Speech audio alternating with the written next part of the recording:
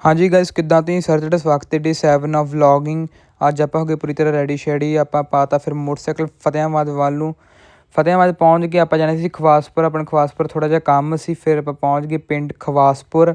ਆਪਾਂ ਲੈਣਾ ਸੀ ਉੱਥੋਂ ਦੋਸਤ ਮਿੱਤਰ ਨੂੰ। ਆਪਾਂ ਫਿਰ ਪਹੁੰਚ ਗਏ ਉਸਦੇ ਘਰ, ਉਸ ਨੂੰ ਲੈ ਕੇ ਆਪਾਂ ਫਿਰ ਤੋਂ ਮੋਟਰਸਾਈਕਲ ਪਾਤਾ ਫਤਿਆਬਾਦ ਵੱਲ ਨੂੰ।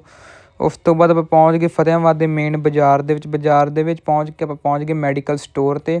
ਉੱਥੋਂ ਲੈ ਕੇ ਥੋੜ੍ਹੀ ਜਿਹੀ ਘਰ ਦੇ ਵਾਸਤੇ ਮੈਡੀਸਿਨ। ਫਿਰ ਆਪਾਂ ਜਾਣਾ ਸੀ ਕੁਝ ਖਾਣ ਪੀਣ ਵਾਸਤੇ, ਇਸ ਕਰਕੇ ਆਪਾਂ ਪਹੁੰਚ ਗਏ ਸੀ ਫਤਿਆਬਾਦ ਦੇ ਕੈਫੇ 'ਚ। ਉੱਥੇ ਫਿਰ ਅਸੀਂ ਕਰਤਾ ਔਡਰ ਚਾਂਪਾਂ ਦਾ। ਫਿਰ ਉੱਥੇ ਬਹਿ ਕੇ ਅਸੀਂ ਕੀਤੀਆਂ ਗੱਲਾਂ ਬਾਤਾਂ। ਉਸ ਤੋਂ ਬਾਅਦ ਆ ਗਿਆ ਸਾਡਾ ਔਡਰ ਚਾਂਪਾਂ ਦਾ। ਫਿਰ ਚਲੋ ਤੁਹਾਨੂੰ ਮਿਲਦੇ ਖਾ ਪੀ ਕੇ ਬਾਹਰ। ਉਸ ਤੋਂ ਬਾਅਦ ਅਸੀਂ ਖਾ ਪੀ ਕੇ ਆ ਗਏ ਸੀ ਬਾਹਰ, ਅਤੇ ਮੁੰਡੇ ਨੂੰ ਉਤਾਰਤਾ ਸੀ ਉਸਦੇ ਘਰ। ਫਿਰ ਘਰ ਦਿੰਦਾ ਆ ਗਿਆ ਫੋਨ, ਕਹਿੰਦੇ ਕੋਈ ਸਬਜ਼ੀ ਲਿਆਈ। ਫਿਰ ਆਪਾਂ ਪਹੁੰਚ ਗਏ ਸਬਜ਼ੀ ਮੰਡੀ ਤੋਂ, ਲਈ ਸਬਜ਼ੀ ਲੈ ਕੇ ਪਾਤਾ ਮੋਟਰਸਾਈਕਲ ਪਿੰਡ ਵੱਲ ਨੂੰ। ਚਲੋ ਜੇ ਤੁਹਾਨੂੰ ਮੇਰਾ ਅੱਜ ਦਾ ਮਿਨੀ ਬਲੌਗ ਪਸੰਦ ਹੋਵੇ, ਲਾਈਕ ਕਮੈਂਟ ਮਨਿੰਦਰ ਵੱਲੋਂ ਸਬਸਕ੍ਰਾਈਬ ਕਰੋ। ਫਿਰ ਤੁਹਾਨੂੰ ਮਿਲਦੇ ਅਗਲੀ ਵੀਡੀਓ ਵਿੱਚ। ਚਲੋ।